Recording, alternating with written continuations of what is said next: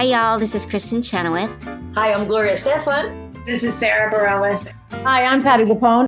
This is Lin-Manuel Miranda. You're listening to the Broadway Podcast Network.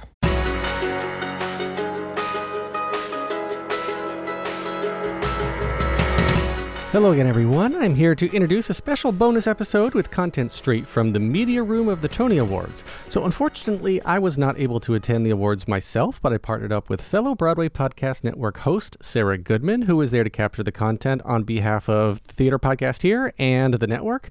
And so this episode includes some conversations with people like Shaina Taub, Daniel Radcliffe, Sarah Paulson, Jonathan Groff, Maleah Joi Moon, George C. Wolfe, and many, many more. You got to listen. Okay, so I hear you ask, what's a media room? Well, after you see the winners accept their awards and give their speech on TV, they're quickly whisked away to a separate building, often nearby, where several dozen photographers, bloggers, and journalists all collectively ask them quick questions. So you're about to hear many voices, including Sarah Goodman's. So without further ado, check the show notes for links to Sarah's podcast called Good Show, and enjoy this episode from the Media Room at the 2024 Tony Awards. Here you go. 1, 2, 3.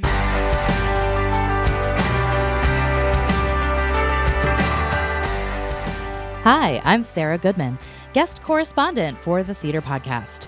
And this special episode is coming to you from the 77th Annual Tony Awards. Broadway Podcast Network was able to do some media coverage in the press pool where all of the Tony Award winners came through. In this special episode, we'll be hearing from many of the Tony Award winners on Broadway's biggest night. Our first few clips are with the winner for Best Book, Shaina Taub, who later in the evening won her second Tony for Best Score, both for Suffs, which she is also starring in. To be standing here with this award for book blows my mind because but to your question, the main, most substantive, formal change in Suffs was the addition of more spoken book. I think initially, I'm a theatrical songwriter. I love sung through musicals. And I thought Suffs was a sung-through musical. And I think something it taught me as I went along in the process was, actually, people don't know much about this story. It will really help me if I can have spoken dialogue that tees up a song.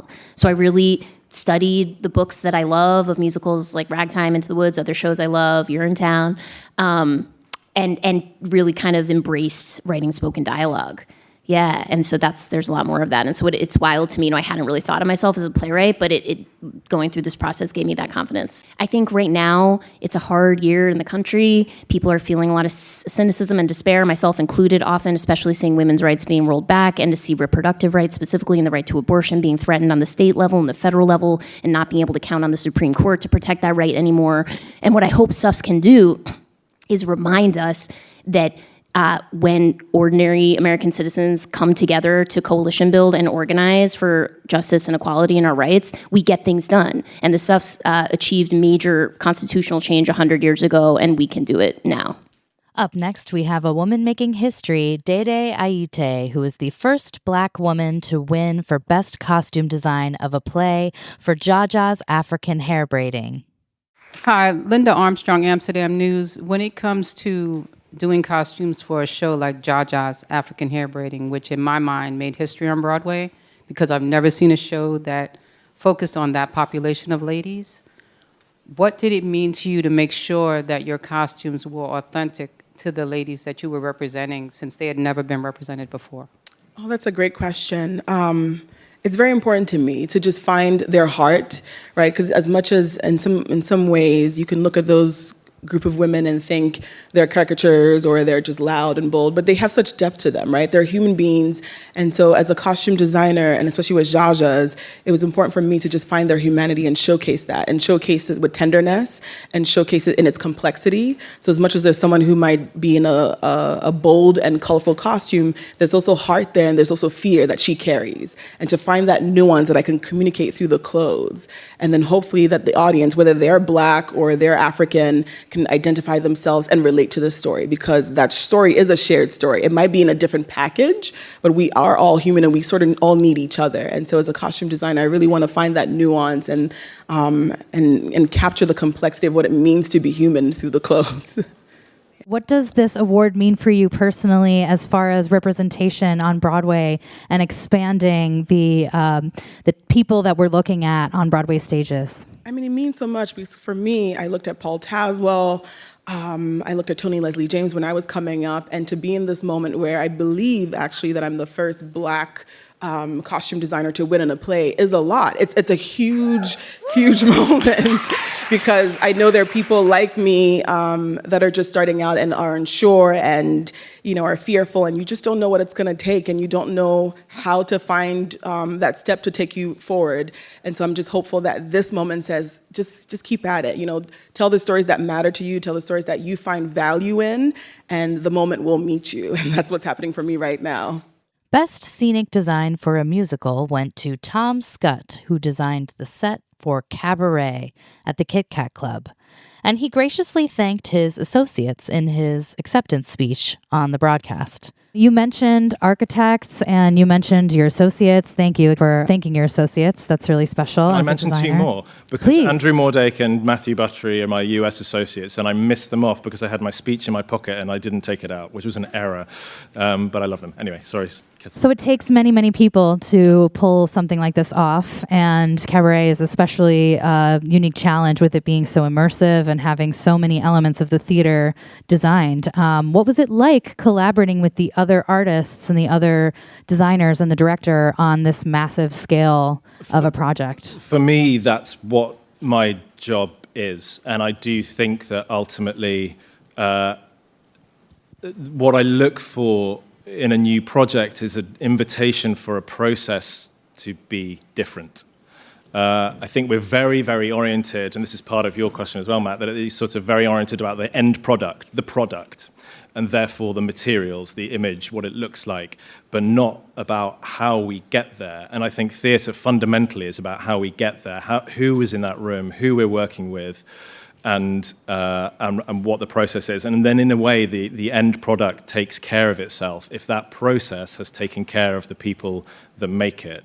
So really, Cabaret is just a dream for me because it's just such an extraordinary invitation, a blank canvas to sort of involve as many artists from outside of theatre as possible. And that's what I wanted to do with this, was just to bring in people that haven't been involved in theatre before. The next person we spoke to is not new to the theater. In fact, they were receiving their Lifetime Achievement Tony, and that was George C. Wolfe, who is a Broadway legend for directing shows like Noise Funk, Jelly's Last Jam, The Colored Museum, Angels in America, and a long list of amazing works in the history of Broadway. And George C. Wolfe will be directing the highly anticipated Broadway revival of the musical Gypsy, starring Audra McDonald, opening this fall. Here he shared some words for those who are just getting their start in the industry. But just see as much theater as you possibly can. And work with, and if you meet someone and you connect with them, and if they're an actor or they're a writer, connect with them, get to know them, build a piece together. I worked with my friends before I worked with anyone that would be quote unquote, of a certain stature, and that's where I started to grow. And you build up a confidence, and you give up, and it allows you to exercise and get in touch with your passion and your ferocity, and then you're off to the races. And also during that time period of struggle, is one of the things which I say all the time: a crucial step to saying yes to yourself is getting used to people saying no to you. And so you hear those no's and you go, no. I have a legacy. I've been working with these three people or these 20 people that you have no idea, but they've empowered me and I feel empowered. And you just go forward from there. And if something scares you, do it. That's my big advice. When Tony Kushner asked me to do Angels in America, I went, how the hell am I going to do it? 7 hours. I don't know what I'm doing. And then a voice said, do it like you've done everything else, one scene at a time.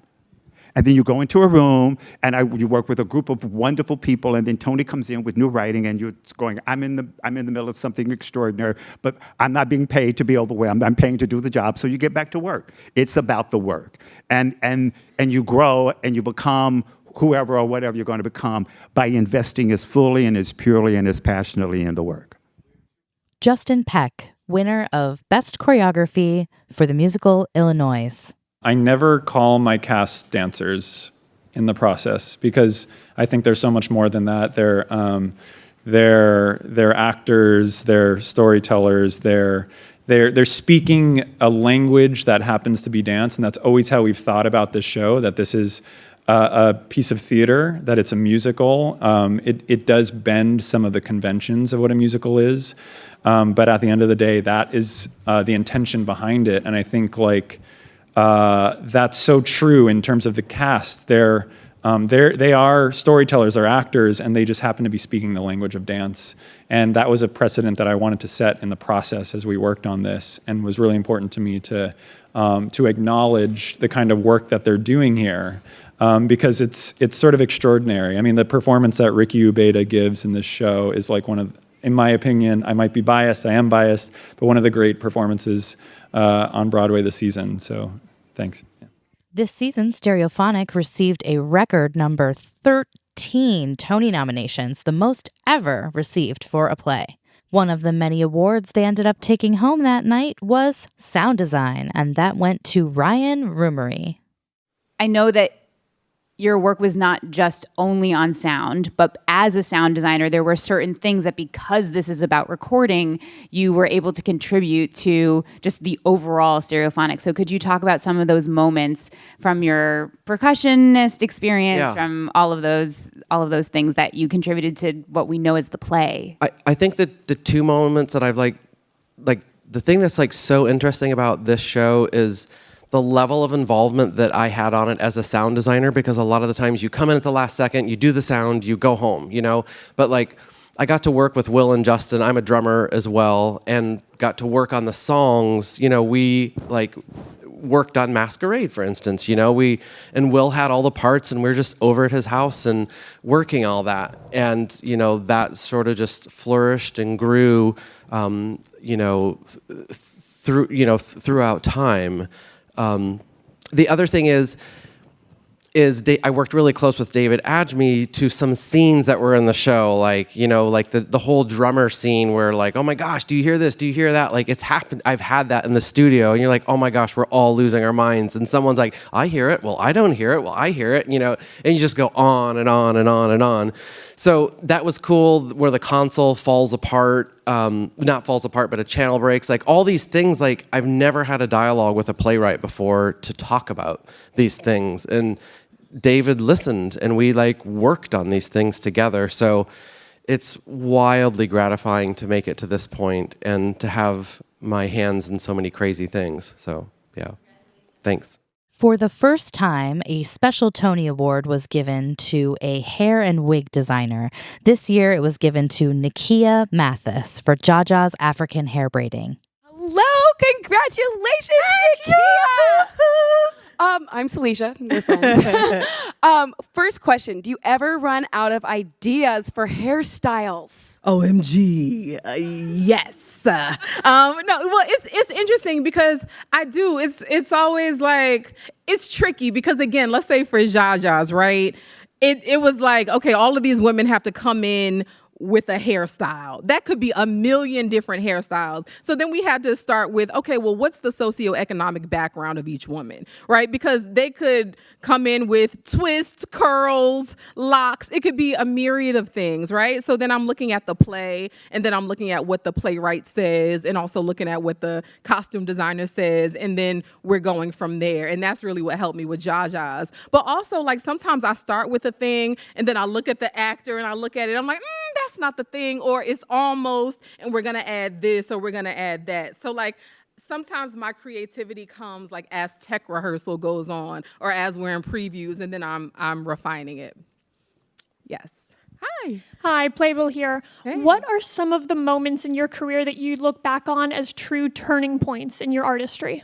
Ooh, well, I've spoken a little bit about it lately. There was a show I did last year that was it felt traumatic for me. I felt there were people working under me, and even in management, that weren't supporting me. I was the one black woman, I was the one black designer on the show, and really felt like there were microaggressions. There were people thinking who are you? You haven't, how many Broadway musicals have you designed? You don't belong here. And I tell you, like, I would walk into that space. It was a beautiful theater too. I would walk into that beautiful theater every day feeling like I was at war, or praying to God, saying, okay, God, today is going to be different. How do I show up different? And then it felt like it would be war again. Someone would undermine me in some kind of way. And we know as women, you know what that is as well. And I felt like they almost knocked me all the way down. And then there was a turning point where I said no more. I went to the producer and said, either this person goes or I go. It was like, I don't need this. Like, you know, you may need this for your life, but I have a real life and like real feelings. And I don't need Broadway to define me. Like, you know, my life defines me. I'm here because I have a purpose here. And finally, when I did that and made that change, when I stood up for myself and wasn't afraid anymore, all of a sudden there was a standing and a knowing. So if anybody comes to me and says, oh, you've only been on Broadway for this many years, I will say, yes, and I'm great. Yes, and, you know, and I don't know that I had that before. You know, I think I would maybe hear the voices of, you don't know enough, you haven't been here long enough. And I actually have. Like, I've been behind the scenes helping Black women for a really long time, so I understand it. So I think like they thought that they were gonna break me, but they really built a diamond. And I'm really grateful. Yeah. Time for a quick commercial break. Hang on a second. Welcome back to the episode. He grew up on the silver screen, but is now a Broadway veteran. Daniel Radcliffe won the Tony for Featured Actor in a Musical for his portrayal of Charlie in the revival of Merrily We Roll Along.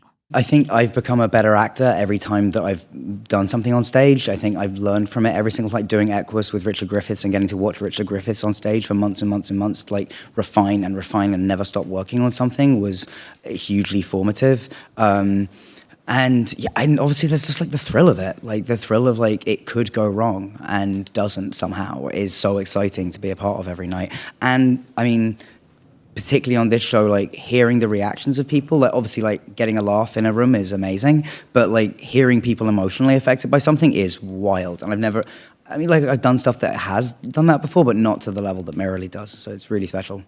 Kecia Lewis began her career on Broadway 40 years ago in the musical Dreamgirls, and now she has won her first Tony Award for Featured Actress in a Musical for Hell's Kitchen. This is extremely meaningful, primarily because it has literally been 40 years. Literally.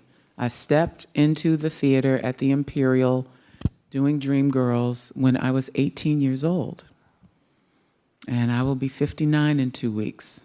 Bless. And thank you. And I don't know what you're clapping for, but okay. But I'm like, ugh.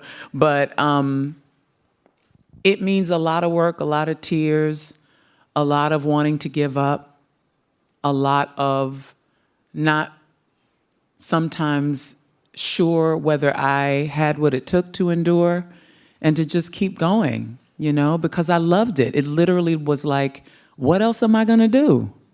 The moment when I walked into the Imperial Theater at 18 years old, having seen the show for my 17th birthday with my then boyfriend, who took me to see it, and being mesmerized by Jennifer Holliday, but this voice in my head going, you can do that. You really can do that.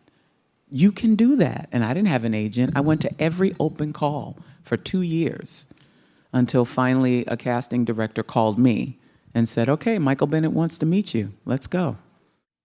After multiple nominations, Kara Young finally won her first Tony Award for Featured Actress in a Play for Pearly Victorious. It feels, not to go back, but it feels larger than me. It feels larger than me because of the stories that I've been had the opportunity to tell. And again, it's like this is not me. This is the makeup of many, many, many, many, many people, and especially the sacrifices of mom and dad. So holding it it's probably gonna go in my parents' house, because like everything, everything is there. So because they've sacrificed a lot for me, and in a way not even knowing it, because like for a long time it's like, Kara, are you getting paid for that job? But they just really they supported me when I said I wanted to do this. Hi, Gerald. Hi. Hi. Congratulations. Thank you so much. Thank you.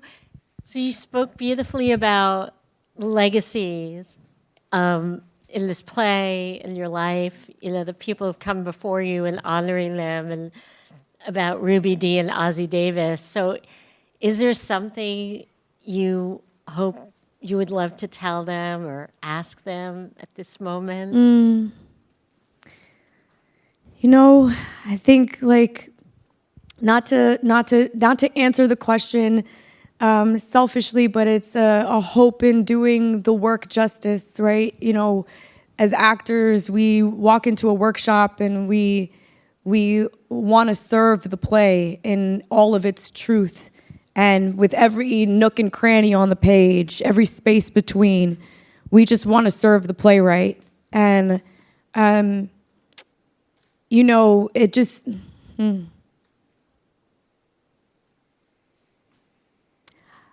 what I want to say is that I'm so grateful to even be a tiniest part of honoring their legacy. Years ago, my aunt lined up my picture with Ruby Dee's. This was not even in question, right? This was not even in discussion. And she's like, one day you're gonna play Ruby Dee, because everybody had been telling me for years that you resemble her. So there's that, right? And so like that was very kismet. I kind of feel like this is people have been manifesting this for me in a wild way. People have been praying over me for this. And when this happened, I literally was like, there can be no fear. You have to listen and honor. And that was it. Of course, doubt slips in, like a waterfall at times, but you have to listen and honor. And it was about honoring. Ruby Dee is a Harlemite like me. Ruby Dee actually used to live around the corner from where I live right now. Like, there's so much kismet. There's so much things that sort of are inexplicable that I actually can't have any question about it. I just gotta say yes, and just go for it and do his best and do the best that I can. Thank you so much, everybody. Sarah Paulson won the Tony for Best Actress for the play Appropriate. And while she was in the media room giving her interview, the winner of Best Musical was announced for The Outsiders, causing some confusion and a few laughs. The American theater is important right now, anytime it is now. I don't think it will ever not be vital to our society. I think it's sort of the best way to... What just happened? They just gave Best Musical. Oh, I'm so sorry. Meaning I'm sorry to be interrupting the moment. No, we're here for you. We're here for you. Oh no, so The Outsiders just won, is that right? Yes. Was that unexpected? Slightly. It was? Oh, it was Dark nobody horse. knew it was a dark horse. I love a dark horse. I do have to say that performance, because we've been doing the play for this long, I have been able to see absolutely nothing. So there's been an enormous joy tonight sitting there for that very long time, getting to see all of these musicals, and I can't wait to see every single one of them. And I thought The Outsiders looked particularly special. So congrats. Appropriate also won Best Revival of a Play. Playwright Branden Jacobs-Jenkins was asked about legacy. Oh, my legacy, gosh. As a human or like as a playwright, a theater artist? I think for me, I found myself spending a lot of energy coming up trying to suss out the ways in which I didn't feel free as an artist. You know, I grew up in the 90s in a time that was like, there was so much funding in youth arts culture, we were expressing ourselves, and something happened when I entered the industry where suddenly there were these like walls and double standards and these kind of old inherited, oh great, is that Outsiders? These inherited, just like practices that were just like not right, you know? And I wish I had been warned about that, but then also I feel like I drew so much inspiration from folks like Ossie Davis, like Toni Morrison, who really were about like outing and questioning those structures of power that were preventing me from communicating what I felt I had the right to communicate in life, you know? So I guess when you ask me what my legacy is, I just hope that like people behind me feel freer, you know, that they don't, I never want people to, sorry, whoa, why am I getting emotional about this?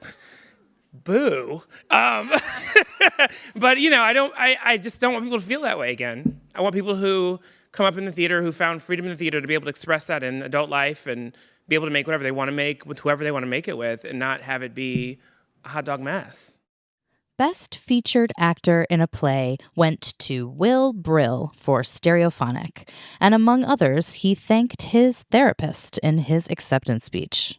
There was a long time when I personally, I think this is maybe a common thing for a lot of artists, is that because we're such sort of front-facing people, often we are trying to please people, and so there's a lot of people-pleasing that happens, and we sacrifice being honest a lot of the time for that sake. And I think there's a tendency to cover up what we are going through. So I think it's the advice that I would give to anybody who's struggling is try to be honest with yourself and try to be honest with the people who love you, because they will continue to love you if they see you suffering. That was a really hard lesson for me to learn, and this therapist who I have was really integral in helping me through that. And I truly, you know, there's a lot of ways in which I parallel Reg, but without her, I don't think I would have really been able to healthfully go on this journey of this role. Jonathan Groff won the Tony for Best Actor in a Musical for Merrily We Roll Along, and had a beautifully emotional moment in the press room, speaking about his childhood in Lancaster, Pennsylvania, and a special connection with one of our colleagues here at the Broadway Podcast Network. My family is with me. My mom and my dad and my brother are here. 2 seconds and I'm already crying. Yeah, and they... you know, I grew up, my dad's side of the family is Mennonite, and there's this video of me dressed as Mary Poppins walking around. My grandfather was a Mennonite preacher, and I'm dressed as Mary Poppins, and he's going, Mary, oh Mary, not obviously knowing that I'm a homosexual, like in the making. And they're not like putting it all together, but how funny it is that they're calling me Mary, dressed as Mary Poppins. But yeah, my mom let me dress up as Cinderella and Peter Pan, and they took me to see theater even though my parents are jocks, and my dad is a horse trainer, but they understood passion, because they're both quite passionate people, and so they saw that I was into something, and they let it flourish. And my teacher, Sue Fisher, is my 8th grade drama teacher. And at the Tech rehearsal before our first performance, she pulled me aside after our first rehearsal and sat me down in the back row of the auditorium and said, "You got to pursue this as a career." And I was like, "What?" I didn't know that you could really do it as a job. And I live in Pennsylvania. I couldn't understand what she was talking about. But she was the person that first told me that I could do it as a job. And then there was the Fulton Opera House, which is an amazing theater in Pennsylvania, and the Ephrata Performing Arts Center, EPAC, and I did community theater there and school theater, and go PA. Hi, I'm from Lancaster. I was in Spring Awakening at EPAC. No way. Where? At EPAC. No way. Yeah, you came to see me. Oh my God, it's so nice to see you again. So nice to see you. That's not What a my small world. I know. Now you're doing this. And you're doing this. Look at us. It's a big night for the Amish. How cool is that? How Oh my cool is that? So you mentioned a lot about your younger self, but if you could speak to that younger self directly tonight, what would you say? The pure joy, inspiration, excitement, passion for the arts is a superpower. And if you can believe in it and follow it and harness it and trust it, it can change your life. And it has. I wouldn't need to tell him that because I guess he did it. So I would say, if I had to give him advice, I would say start meditating. Because I started doing that 2 years ago, and that really changed my life as well. But yeah, that feeling when you're young, it's what we sing about at the end of Merrily We Roll Along in the song Our Time. That feeling, I mean, everybody in this room has had that feeling because we live in New York. So I'm sure most of us came here from somewhere else. And that ambition and that passion is a life-changing superpower. Maleah Joi Moon won the Tony Award for Best Actress in a Musical for Hell's Kitchen. These were her thoughts about diversity and representation on the Broadway stage. None of this matters if we do not, I just finished saying this in the other room, if we do not do our part as theater goers, as the theater community, to encourage the youth to keep following their dreams. There is no future of theater, musical theater, plays, anything, opera, anything creative without children. And if it weren't for the teachers and the providers and the village that raised me, not only as a child, but as a storyteller, I would not be anywhere close to this moment in my life. So this goes out to them. And as far as the diversity in the community, it is so, so important for people who look like me to come to the theater and see themselves reflected in a piece of art, because everyone deserves to have good theater experiences that are about them. Thank you. Thanks for listening to our Media Room highlights from the 77th Annual Tony Awards. I'm Sarah Goodman, filling in for Alan Seals on the Theater Podcast. For a special spotlight on designers and more clips from Tony Night, check out my podcast, Good Show, available right here on the Broadway Podcast Network. Come visit us at bpn.fm. Actually, go to bpn.fm/goodshow to go directly to Sarah's show. You'll be glad you did. And I want to give a big thank you to Sarah, of course, Madeline Page, and the rest of the Broadway Podcast Network team for making this episode happen. And also send a massive congratulations to all of the night's winners. Take a deep breath, make the world a little colorful.